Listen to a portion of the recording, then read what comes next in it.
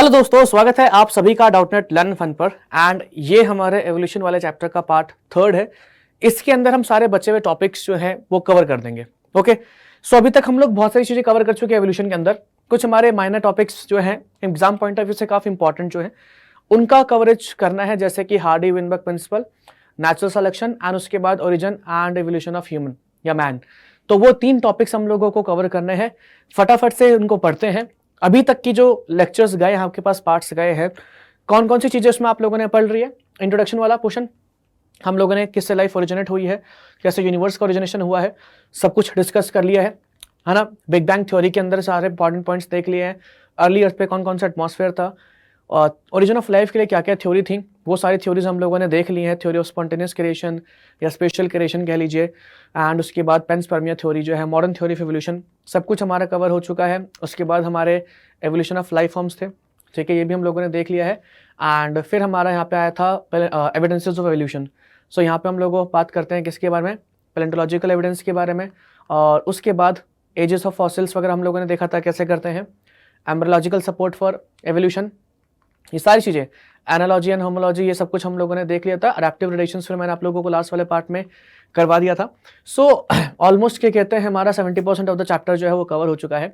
Now अब हम discussion करेंगे किसके बारे में, कि किस तरीके से बाकी चीजें हुई हैं। हार्डी विनबर्ग इक्विलिब्रियम क्या है, ह्यूगो डी वेरिस की म्यूटेशन थ्योरी भी मैंने आप लोगों को करवा दी थी, क्योंकि ह्यूगो डी वेरिस जो थे उनका बेसिकली जो लॉजिक था वो डार्विन से अलग था। ह्यूगो डी वेरिस के अकॉर्डिंग म्यूटेशंस वगैरह जो है वो कॉज थी चेंजेस का, लेकिन डार्विन के अकॉर्डिंग वो नेचुरल सिलेक्शन था। सो बहुत सारी चीज़ें थी जो कि हम लोगों ने कवर करी है। एंड अगर आप लोगों ने लेक्चर्स पूरे देखे होंगे तो अच्छे तरीके से सब कुछ समझ में आया होगा। अब हम डिस्कशन करते हैं about the Hardy Weinberg principal.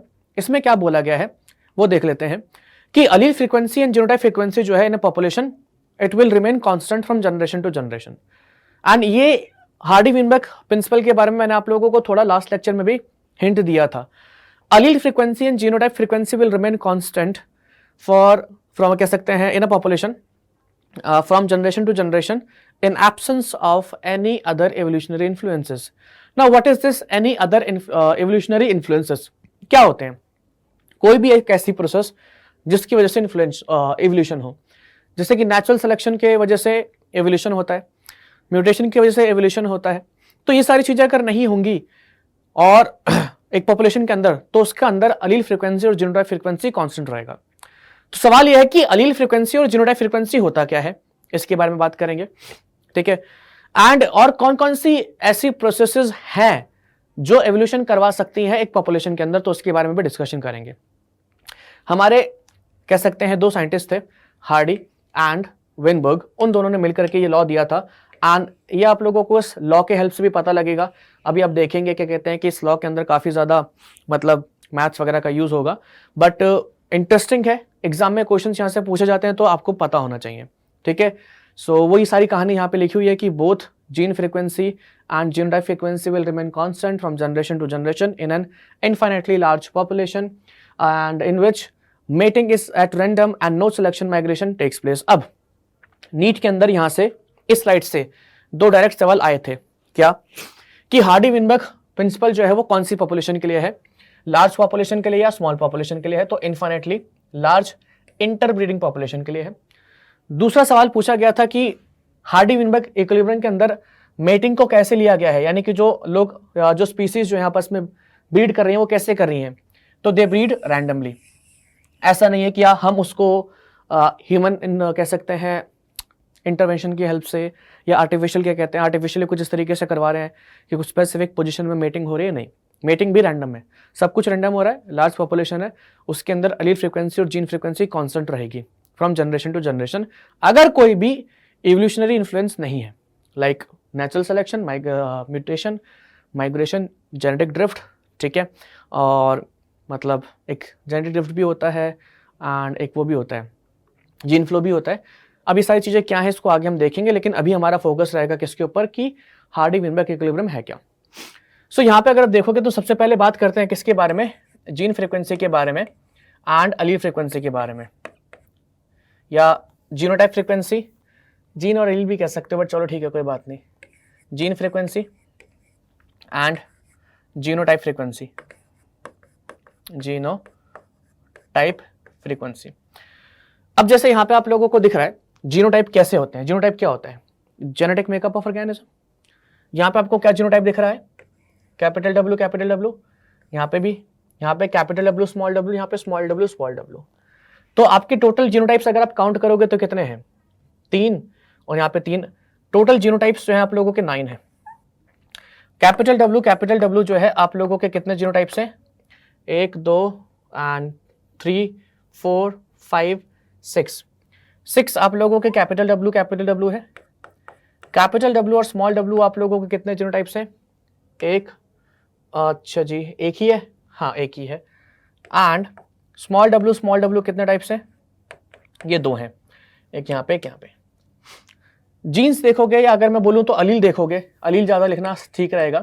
अगर मैं अलील से यहाँ पे काउंट करूँ तो 2 तरीके के अलील से हमारे, एक कैपिटल डब्ल्यू अलील है और एक स्मॉल डब्ल्यू अलील है।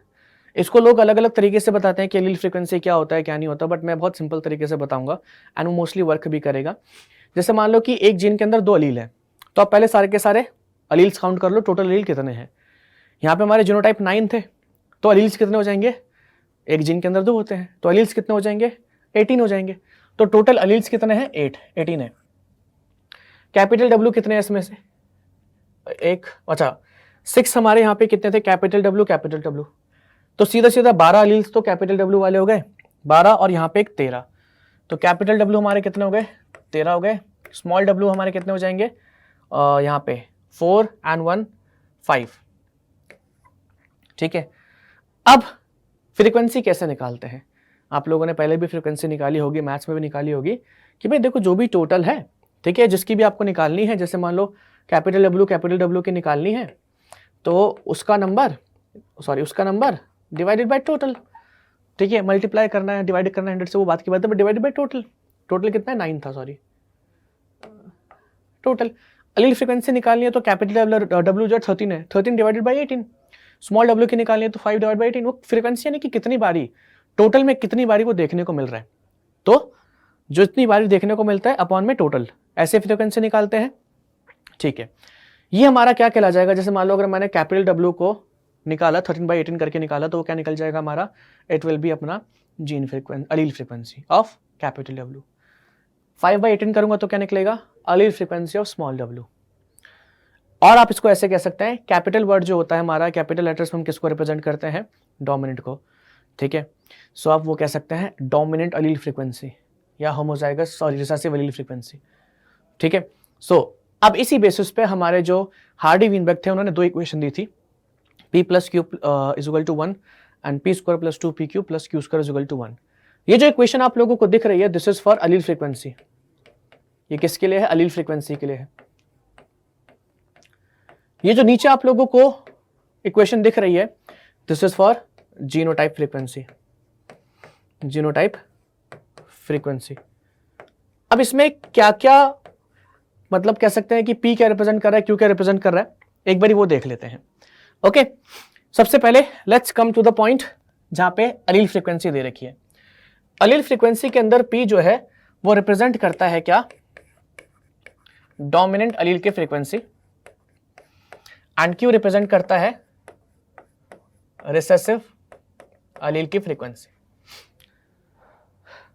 अगर नीचे वाली इस क्वेश्चन पे जहां पे जीनोटाइप फ्रीक्वेंसी दे रखी है, तो p² जो है वो रिप्रेजेंट करेगा डोमिनेंट का जीनोटाइप का फ्रीक्वेंसी, यानी कि होमोजाइगस डोमिनेंट का फ्रीक्वेंसी। ठीक है, होमोजाइगस डोमिनेंट का फ्रीक्वेंसी रिप्रेजेंट कर रहा है, that is capital W. q² represent करता है किसको? होमोजाइगस रिसेसिव वाली को, that is small W. And 2pq represent करता है किसको? हेट्रोजाइगस को, जहां पे हम लोगों को कैपिटल डब्ल्यू और स्मॉल डब्ल्यू दे रखा था। ठीक है, तो उसमें क्या बोला है कि भाई देखो बात ऐसी है कि सम ऑफ अलील फ्रीक्वेंसी या sum of genotype frequency it will always be 1 और वी कैन से कांस्टेंट। अगर 1 नहीं हुआ तो यानी कि वहां पे एवोल्यूशन हो रहा है, अगर 1 के बराबर आया तो वहां पे एवोल्यूशन नहीं हो रहा है। ठीक है, अब एग्जाम में क्वेश्चन यहाँ पे कैसे बनते हैं कैसे नहीं बनते हैं, आप लोगों को ना ये देखो यहाँ पे लिखा भी हुआ है dominant allele frequency and recessive allele frequency, यहाँ पे होमोजाइगस डोमिनेंट की फ्रीक्वेंसी, हेटेरोजाइगस एंड यहाँ पे होमोजाइगस रिसेसिव की फ्रीक्वेंसी। एग्जाम में क्वेश्चन कैसे बनते हैं जरा करके देखते हैं। हम लोगों से एग्जाम में ना एक पॉपुलेशन का डेटा दे रखा होता है कि भाई देखो इतनी बड़ी पॉपुलेशन है, यहाँ पे ऐसे ऑफस्प्रिंग है या इतने नंबर ऑफ ऐसे हैं फ्रॉक्स, जैसे फ्रॉक का एग्जाम्पल देता है, तो इतने नंबर ऑफ ऐसे एनिमल्स हैं, इतने नंबर ऑफ ऐसे एनिमल्स हैं। आप ये बताओ कि यहाँ पे एवोल्यूशन हो रहा है या नहीं हो रहा है, या यहाँ पे नेचुरल सिलेक्शन हो रहा है नहीं हो रहा है, माइग्रेशन या जो भी एवोल्यूशनरी प्रोसेस जो है उसमें से किसी एक का नाम लिख देते हैं एंड फिर पूछते हैं कि वो हो रहा है या नहीं हो रहा। ठीक है, सो जैसे कि अगर मैं बात करूँ, सबसे पहले यहाँ पे 500 फ्रॉक्स दे रखे हम लोगों को। ठीक है, सब कुछ अच्छी तरीके से विजिबल भी होगा। यहाँ पे दे रखा है 375 डार्क ग्रीन फ्रॉक्स एंड यहाँ पे दे रखा है लाइट ग्रीन फ्रॉक्स, उसको एक्स लिख दिया है, लाइट ग्रीन फ्रॉक्स का नंबर नहीं दिया है। सॉरी, माफी चाहते हैं, तबीयत ठीक नहीं हुई अभी। अब इस क्वेश्चन में बच्चे गलतियां क्या करते हैं ना, हम लोगों को 500 फ्रॉक्स दे रखे हैं, ठीक है कोई दिक्कत नहीं है। हम लोगों को 375 ग्रीन फ्रॉक्स दे रखे हैं और हम लोगों को एक्स लाइट ग्रीन दे रखे हैं।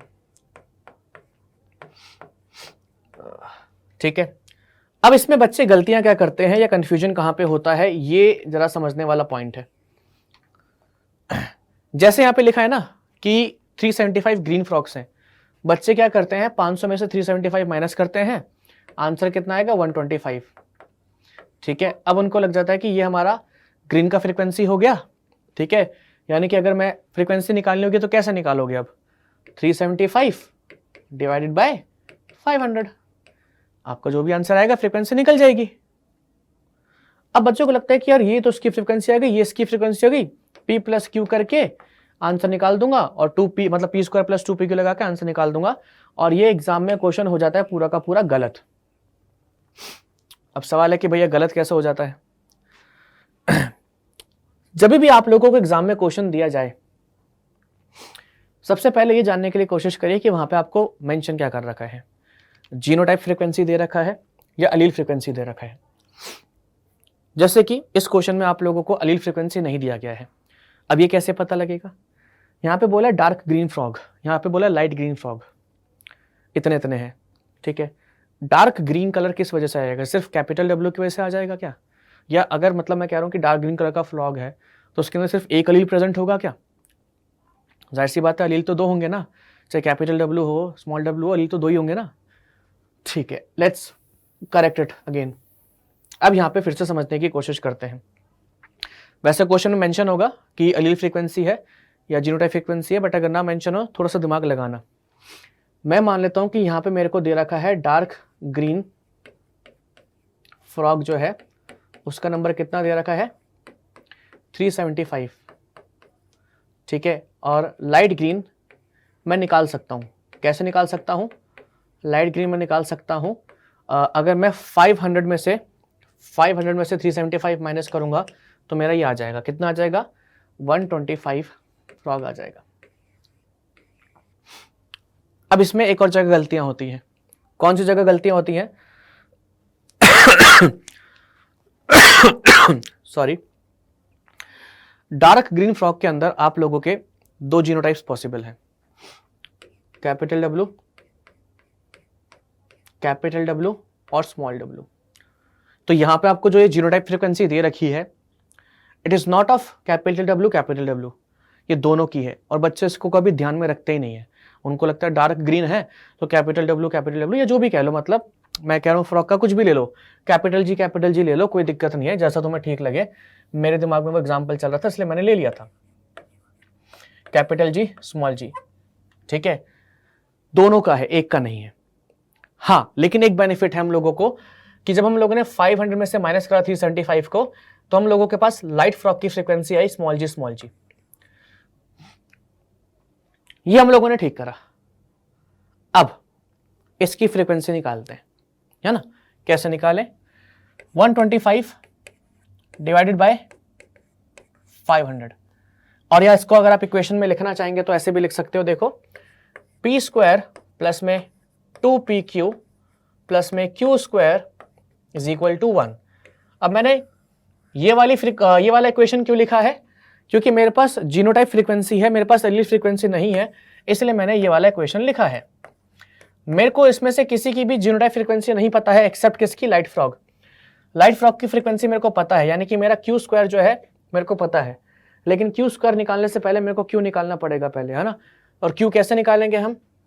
125 डिवाइडेड बाय 500। तो अगर आप इसको ऐसे भी लिख सकते हो 125 5 इंटू 100। थोड़ा सा ईजी करने के लिए मैंने इसको ऐसे लिख दिया है 5 2 ज़ा 10, 2 बचेगा एंड 5 ज़ा 25, ठीक है। सो 25 बाय 100 और कितना हो जाएगा? 0.25। 0.25 आपका किसके बराबर आ रहा है? ये आपके बराबर आएगा क्यू स्क्वायर के बराबर। अब बोलोगे भैया क्यू स्क्वायर क्यों? क्योंकि ये हमारी जीनोटाइप फ्रीक्वेंसी है, किसकी? लाइट ग्रीन फ्रॉग की। तो जब मैंने फ्रीक्वेंसी निकाली 125 डिवाइडेड बाय 500, तो मेरा ये फ्रीक्वेंसी आया क्यू स्क्वायर के बराबर आ गया 0.5। अब अगर मेरे को क्यू निकालना है यहाँ से, तो क्यू कितना आ जाएगा? Under root of 0.25 and which is equal to 0.5। तो मेरा यहाँ पे क्या आ गया? 0.5 आ गया, basically allele frequency of light frogs. अब ये मैंने क्यों निकाला? इससे मैं पी स्क्वायर निकाल लेता शायद, या पी स्क्वायर निकाल लेता तो 2p क्यों नहीं निकाल पाता। या मैंने ये इसलिए निकाला है ताकि मेरे पास लाइट फ्रॉग की एलील फ्रीक्वेंसी आ जाए, उसकी हेल्प से मैं डार्क वाले की एलील फ्रीक्वेंसी निकाल सकता हूँ। सही करें ना? 0.25 का अगर 0.5 को 0.5 से मल्टीप्लाई करेंगे तो कितना आएगा? 25 ही आएगा। 5 5 ज़ा 25, 0 5 0 0 0 0 0, ठीक है 0.5 ही आएगा। सही है, मेरे को लगा मैंने गलती ना कर दी बस। अब मैं यहाँ पे लिखता हूँ एलील फ्रीक्वेंसी की इक्वेशन। एलील फ्रीक्वेंसी मेरे को पता है कि it is equal to P plus Q बराबर 1। पी मेरे को नहीं पता, लेकिन मेरे को क्यू पता है। 0.5 इज इक्वल टू 1, तो पी कितना आ जाएगा? P is equal to 0.5। P और क्यू आप लोगों का 0.5 आ रहा है। अगर आप इसको चेक करना चाहें तो दोनों को इक्वेशन में प्लेस करके पी प्लस क्यू करोगे तो 1 के बराबर ही आएगा। तो उससे भी चेक कर सकते हो कि आपका आंसर सही आ रहा है या नहीं आ रहा। अब यहाँ से अगर मेरे को निकालनी हो क्या? Genotype frequency of homozygous, dominant या हेटेरोजाइगस, मैं सब निकाल सकता हूँ। कैसे? मेरे पास पी कितना है? 0.5 है, क्यू भी कितना है? 0.5 है। अब मेरे को पी स्क्वायर अगर निकालना है तो मैं सिंपली निकाल सकता हूँ 0.5 का स्क्वायर, कितना आ जाएगा? 0.25। मेरे को अगर क्यू स्क्वायर निकालना है, क्यू स्क्वायर तो मेरे को पता भी है 0.25 ही है, ठीक है। अब मेरे को 2pq निकालना है तो मैं निकाल सकता हूँ। कैसे? 2 इंटू 0.5 मल्टीप्लाई बाय 0.5, तो ये कितना हो जाएगा? 25 इंटू 2, तो 0.5 हो जाएगा ये भी, ठीक है। इस तरीके से निकाल सकते हैं और इक्वेशन में प्लेस करके चेक भी कर सकते हो कि करेक्ट है या इनकरेक्ट है। कैसे करोगे? ये कितना आया? 0.25 आया, प्लस में 2 इंटू 0.5 प्लस में 0.25, क्या ये 1 के बराबर आ रहा है? चेक कर लेते हैं। 0.25 कितना हो जाएगा? 0.50 एंड 2pq हम लोगों ने सॉल्व करा था, ये कितना आया था? 0.5 ही आया था, तो ये भी 1 के बराबर आ रहा है।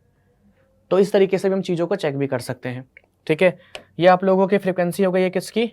हेटेरोजाइगोट्स की, यानी कि जिनका जीनोटाइप कैपिटल जी स्मॉल जी है। ये आप लोगों की स्मॉल जी वाले की हो गई है, स्मॉल जी। ये आप लोगों की कैपिटल जी की हो गई है।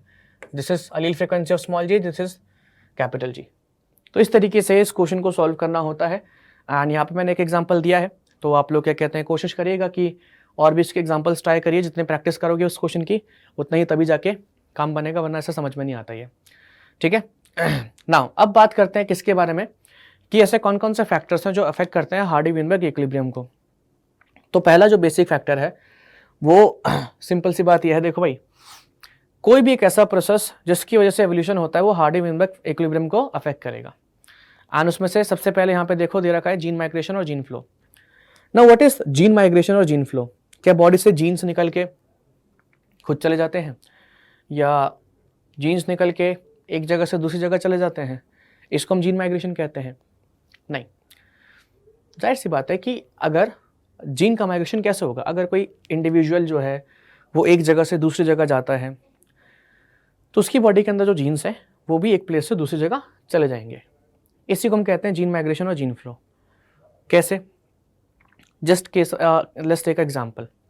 मान लो कोई अमेरिका में फीमेल है, वो इंडिया आई, ठीक है, इंडिया में उनको कोई पसंद आ गया एंड उन्होंने शादी कर ली।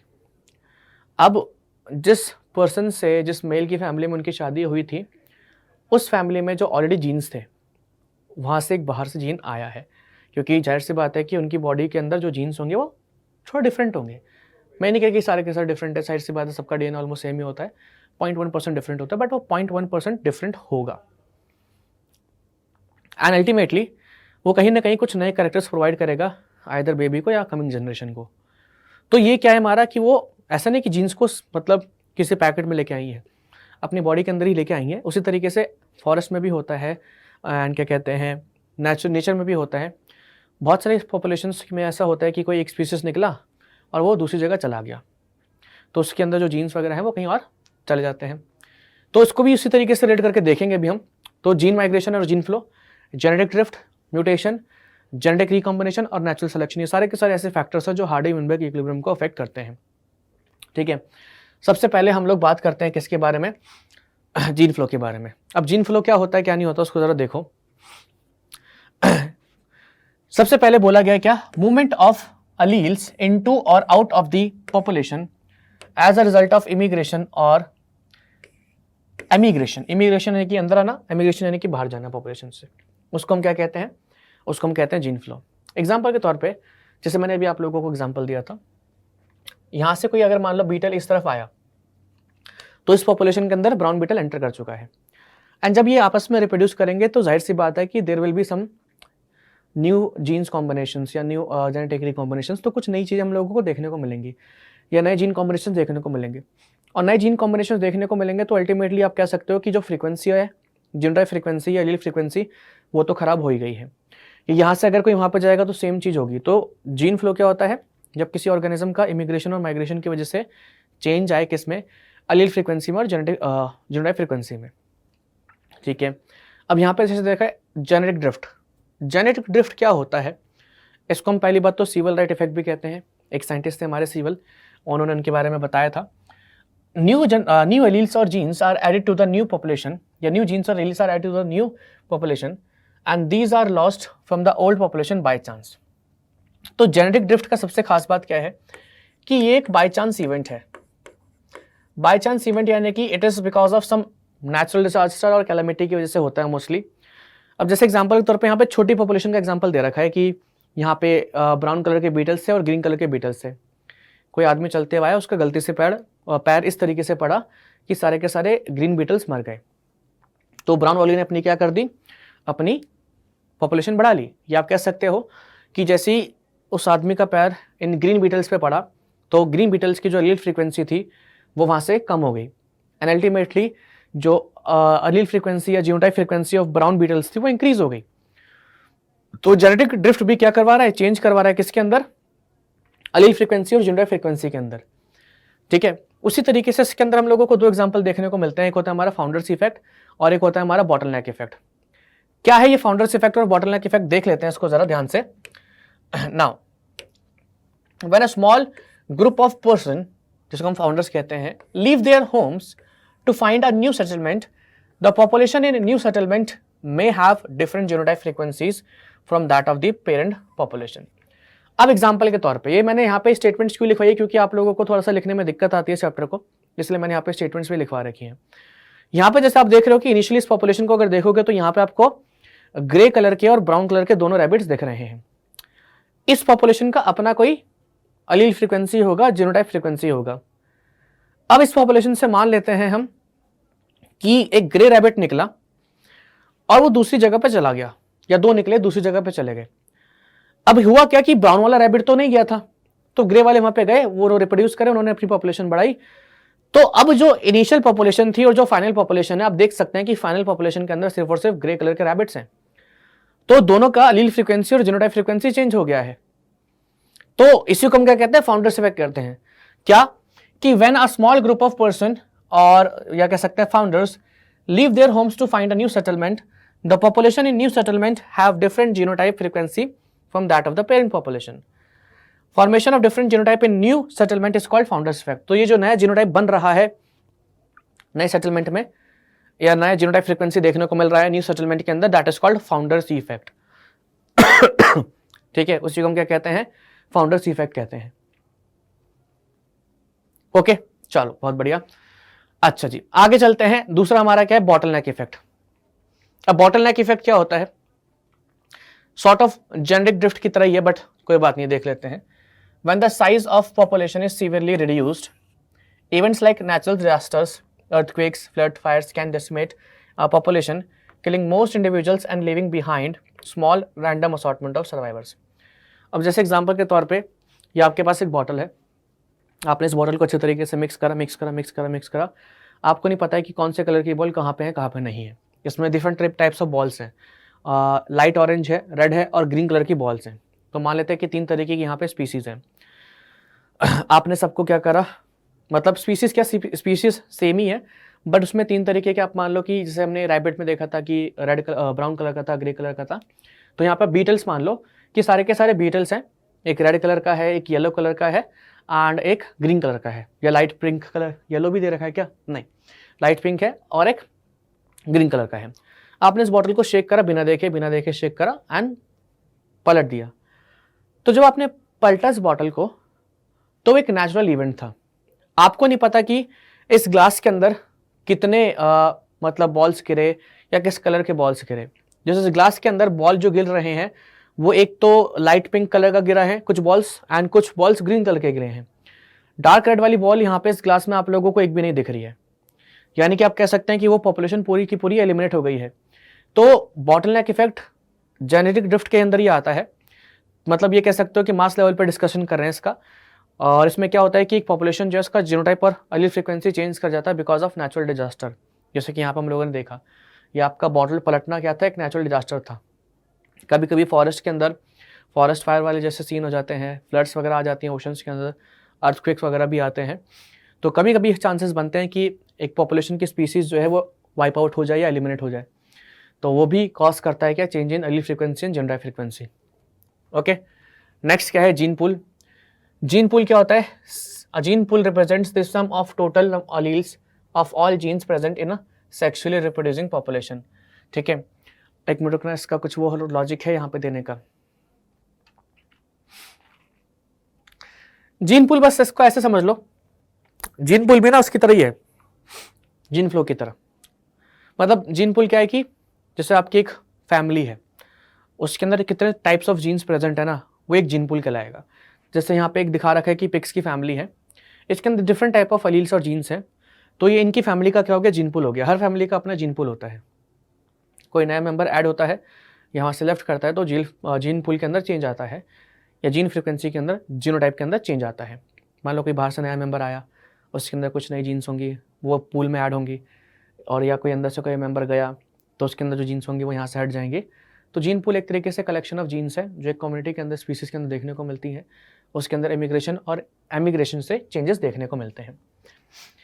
जेनेटिक रिकॉम्बिनेशन, डुअल पेरेंटेज, ठीक है, जैसे कि कुछ ऑर्गेनिजम्स होते हैं या सेक्सुअल रिप्रोड्यूसिंग ऑर्गेनिजम्स जो होते हैं उसमें मेल एंड फीमेल होते हैं, तो वो जब रिप्रोड्यूस करते हैं तो क्रॉसिंग ओवर वगैरह होता है, फ्यूजन ऑफ गैमीट्स वगैरह होता है, इंडिपेंडेंट असॉर्टमेंट ऑफ क्रोमोसोम्स होता है, जिस वजह से नए अलील्स वगैरह बनते हैं, नए कॉम्बिनेशंस आते हैं।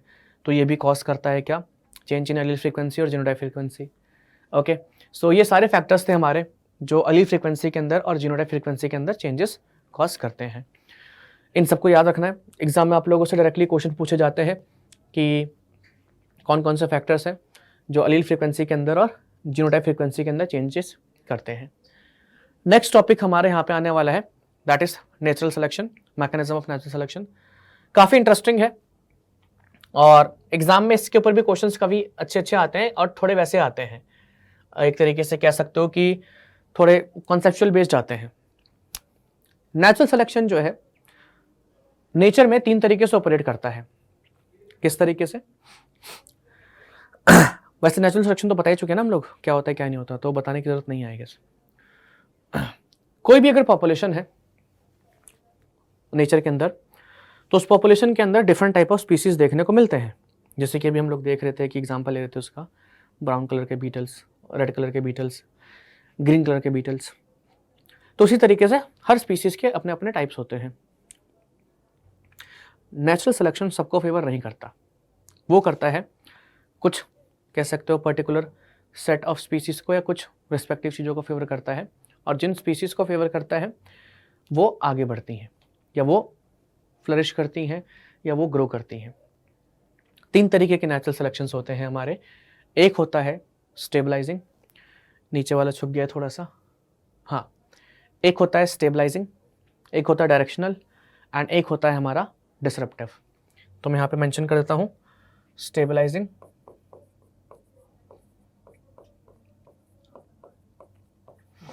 Directional and disruptive.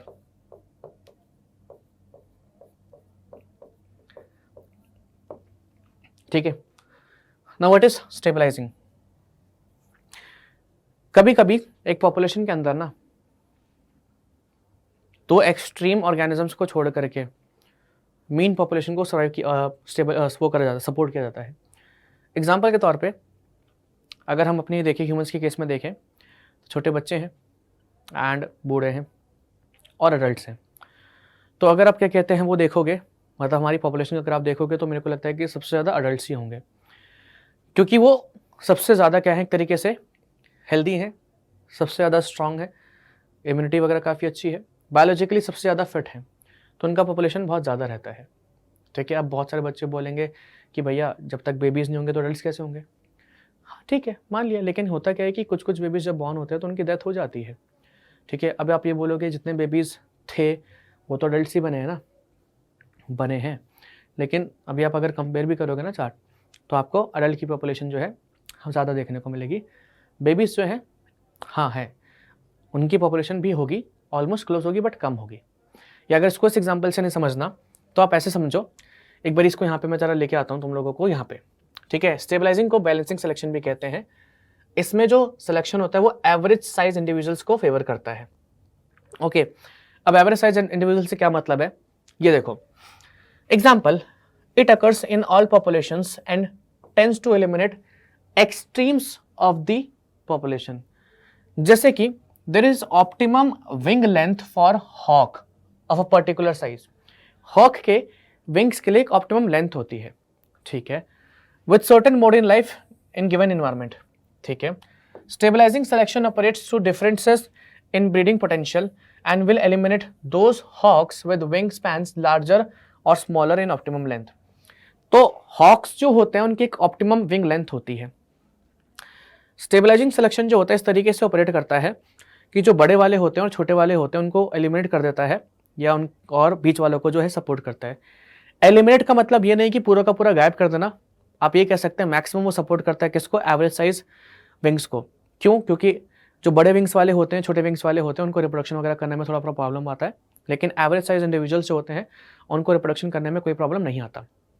तो इसलिए वहाँ पे वो जो एवरेज साइज या वो ऑर्गेनिजम्स जो मीन वैल्यू शो करते हैं, मीन फीचर्स शो करते हैं, उनको सपोर्ट मिल रहा है।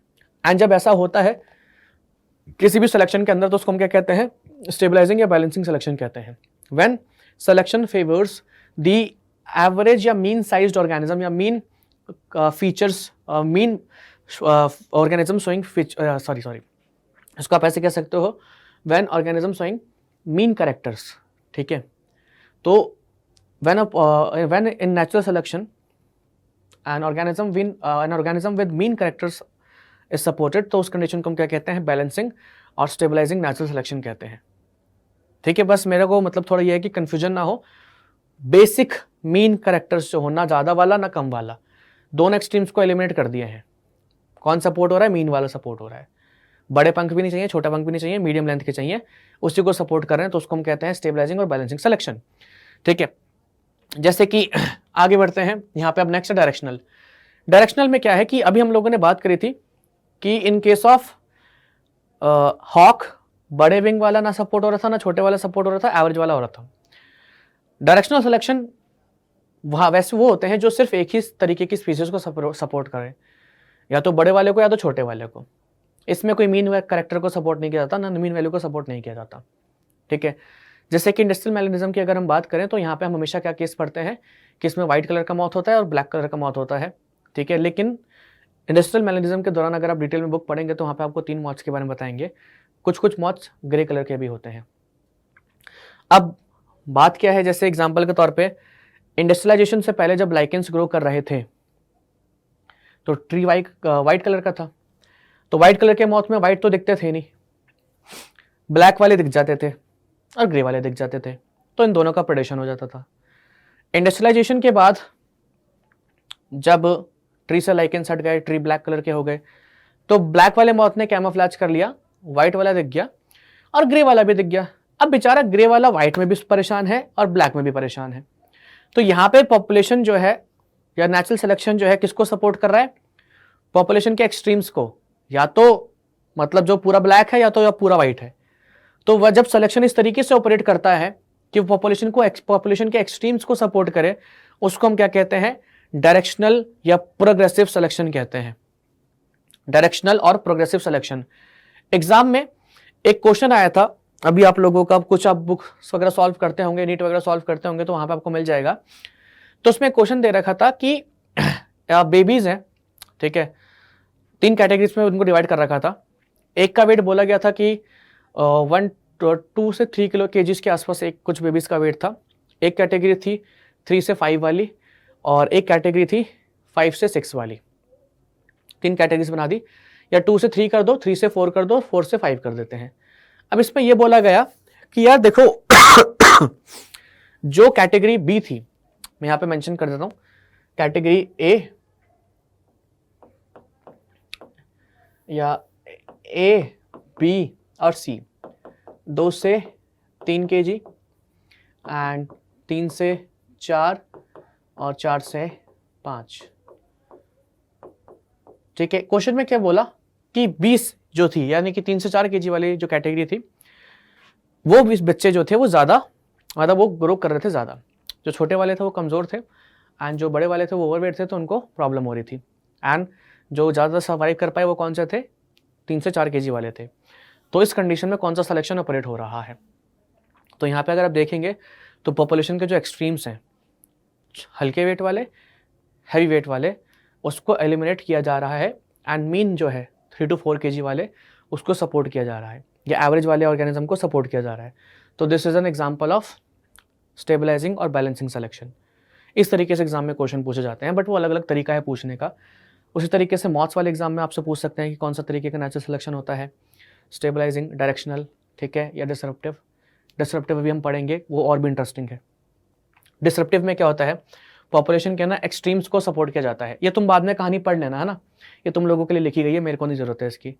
पॉपुलेशन के एक्सट्रीम्स का क्या मतलब है, जहाँ पे पॉपुलेशन का ना तो एवरेज सपोर्ट हो रहा है, ठीक है, अगर एवरेज सपोर्ट होता तो बीच में पीक मिलता। एक डायरेक्शन वाले सपोर्ट भी नहीं हो रहे, कि अगर एक डायरेक्शन वाले या एक एक्सट्रीम वाले सपोर्ट हो रहे होते तो यहाँ पे पीक मिलता या इधर पीक मिलता। इस ग्राफ के अंदर, या सॉरी इस डिसरप्टिव सिलेक्शन के अंदर पॉपुलेशन के 2 एक्सट्रीम्स दोनों को सपोर्ट किया जाता है। इसको हम इसलिए डाइवर्सिफाइंग सिलेक्शन भी कहते हैं, क्योंकि यहाँ पे 2 स्पीसीज को सपोर्ट किया जाता है। जैसे कि यहाँ पे हमारी फिश है, ठीक है, ये फिश जो है दिस इज चिनूक सैल्मन। अब चिनूक सैल्मन फिश जो होती है, इसके अंदर आपको 3 कंडीशंस देखने को मिलेगी, 3 कैटेगरीज देखने को मिलेगी। यहाँ पे मेल्स जो होते हैं 3 साइज में देखने को मिलते हैं, एक बहुत छोटा है, एक बीच साइज का है, एक बड़ा साइज का है। अब जब फर्टिलाइजेशन की टाइम आती है या रिप्रोडक्शन की टाइम आती है, तो ये जब ये मीडियम साइज वाला बड़े से कॉम्पिटिट करेगा तो बड़ा वाला उसको जाहिर सी बात है कि लड़ के पीट देगा, खत्म कर देगा, बस सिस्टम हैंग, है ना। या आप कह सकते हैं बड़े वाले के साथ वो कॉम्पिटिट नहीं कर सकता क्योंकि बड़ा वाला जो है पावरफुल है। अच्छा, छोटे वाले के साथ वो कॉम्पिटिट करने जाएगा, छोटा सा है, निकल के भग करके फटाक से फीमेल के पास पहुंच जाता है छुप छाप के। अब बचा कौन सा बेचारा, खुद बच गया। तो इन चिनूक सैल्मन फिश जब फर्टिलाइजेशन की बारी आती है तो एक्सट्रीम लार्ज फिश जो है वो भी सक्सेसफुली फर्टिलाइज कर लेती है। कैसे? क्योंकि पावरफुल है ना यार, उसको तो कोई बोल ही नहीं सकता। एक्सट्रीम स्मॉल वन जो है वो भी फर्टिलाइजेशन कर लेती है। कैसे है? छोटी सी है, छुप करके निकल जाती है। रह कौन जाता है? Medium size. तो इस पॉपुलेशन के अंदर या इस कंडीशन के अंदर पॉपुलेशन के दो ऑर्गेनिज्म सपोर्ट हो रहे हैं, एक तो छोटा वाला और एक बड़ा वाला, यानी कि पॉपुलेशन के दो एक्सट्रीम सपोर्ट किए जा रहे हैं। इसी तरीके के सिलेक्शन को हम क्या कहते हैं? डिसरप्टिव सिलेक्शन या डाइवर्सिफाइंग सिलेक्शन कहते हैं। जब पॉपुलेशन के दो एक्सट्रीम्स को सपोर्ट किया जाए तो उसको हम क्या कहते हैं? डिसरप्टिव और डाइवर्सिफाइंग सिलेक्शन। ठीक है, ये चीज़ आप लोग याद रखनी है। तो ये तीन तरीके के सिलेक्शंस थे एनसीईआरटी में जो आप लोगों को मेंशन किए गए हैं। वहाँ पे ग्राफ बना के छोड़ दिया गया है, इतना डिटेल में समझाया नहीं गया है, तो आपको पता होना चाहिए, क्योंकि इसके ऊपर एग्जाम में ना मतलब ऐसे क्वेश्चंस के या ऐसे कॉन्सेप्ट्स के ऊपर ना काफ़ी कॉम्पिटेंसी बेस्ड क्वेश्चंस बनते हैं। तो अगर आइडिया हो तो काफ़ी अच्छी बात है। ठीक है, अब यहाँ पे देखो जियोलॉजिकल स्केल वाला जो पार्ट है ना, ये आप लोगों को मैं उससे करवा दूंगा, क्या कहते हैं, ब्रीफ अकाउंट ऑफ एवोल्यूशन में इतना कुछ खास है नहीं। यहाँ पे एक टेबल दे रखी है जो कि मतलब बता रही है कि कौन सी स्पीसीज कब ओरिजिनेट हुई थी, और कुछ इसमें है नहीं। मैं आप लोगों को origin and evolution of man करवा देता हूँ, और उसके लिए मतलब एक सेशन लगा लेंगे जिसमें इंपॉर्टेंट क्वेश्चन डिस्कस करने होंगे, तो ब्रीफ अकाउंट ऑफ एवोल्यूशन उसमें हो जाएगा। ठीक है, क्योंकि ये ज़्यादा इंपॉर्टेंट है, ये एग्जाम में काफ़ी फ्रिक्वेंटली पूछा जाता है। चलो जी, so origin and evolution of man. About 15 million years ago, primates called Dryopithecus and Ramapithecus were existing.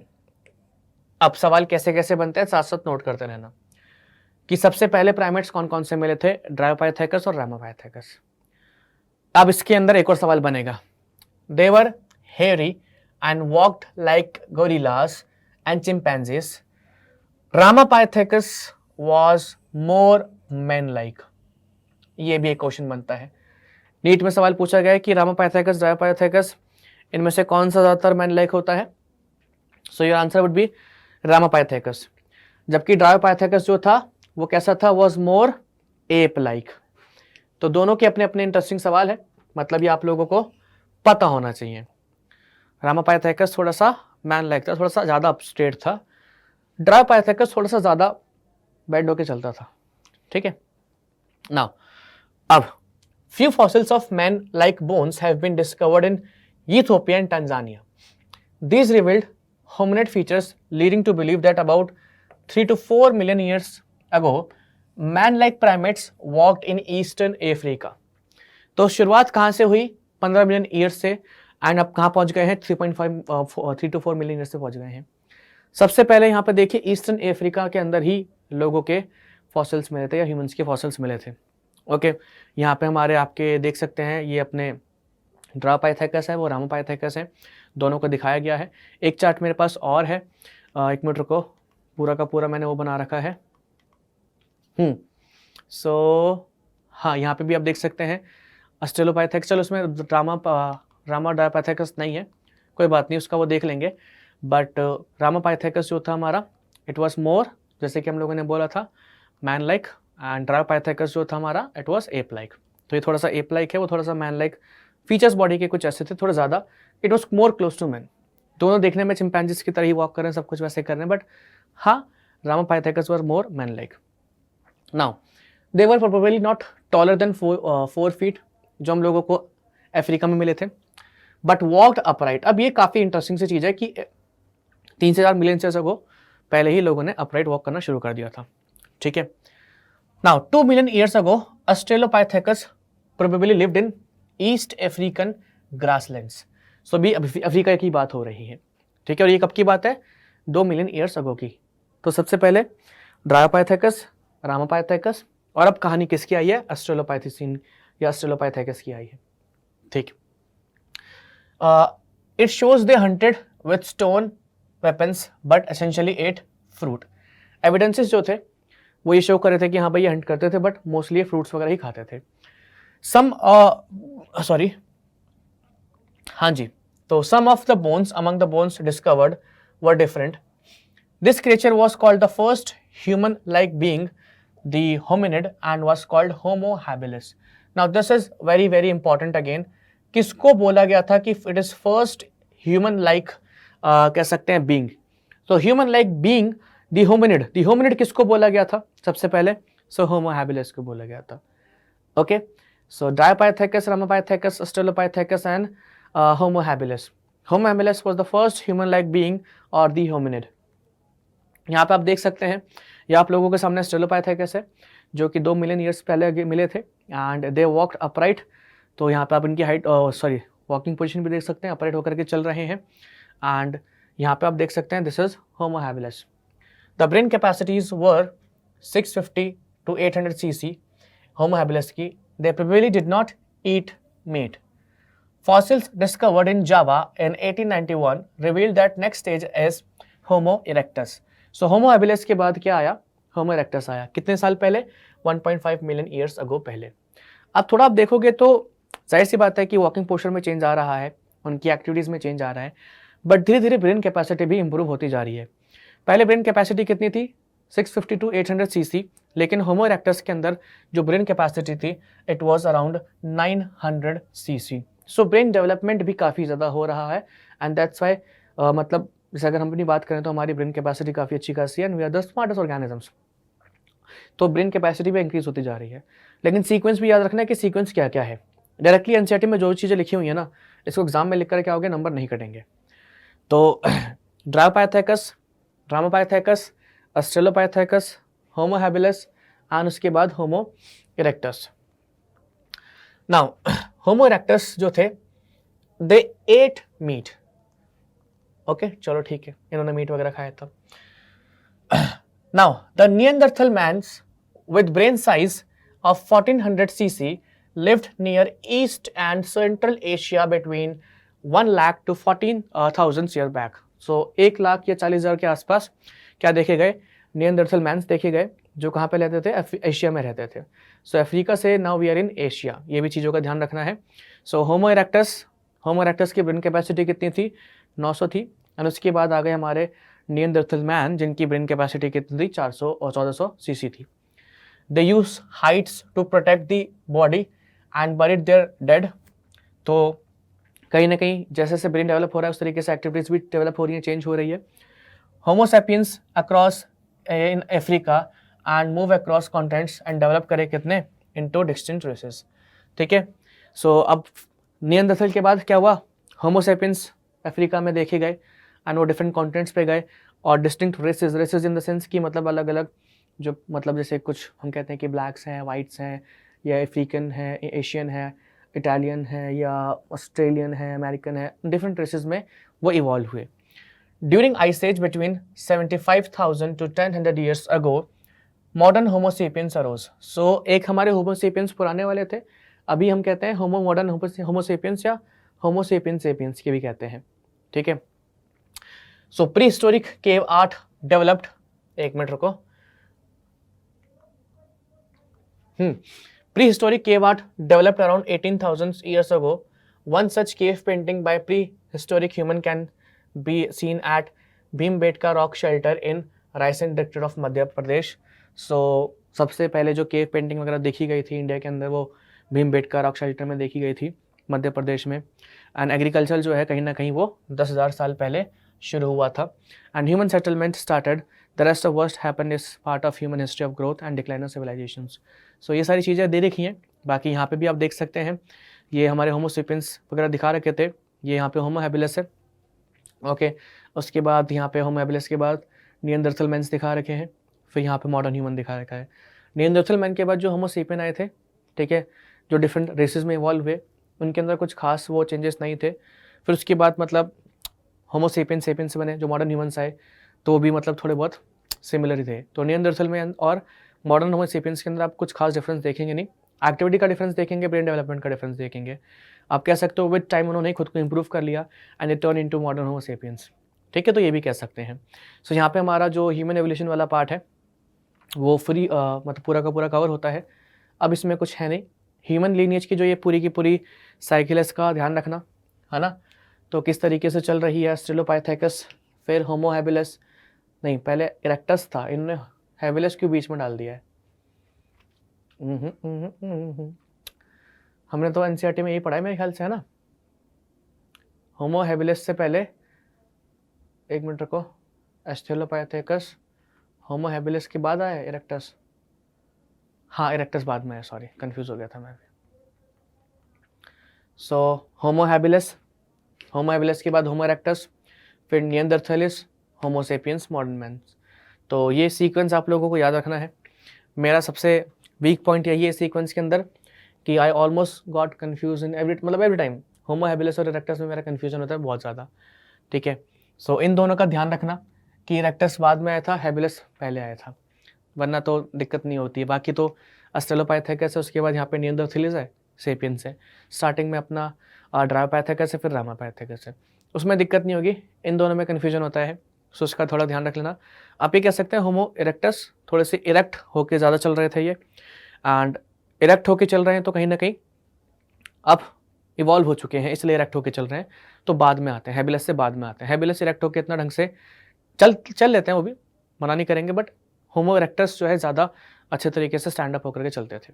Okay, सो ये सारी की सारी कहानी थी आप लोगों के सामने जो बयां कर दी गई है।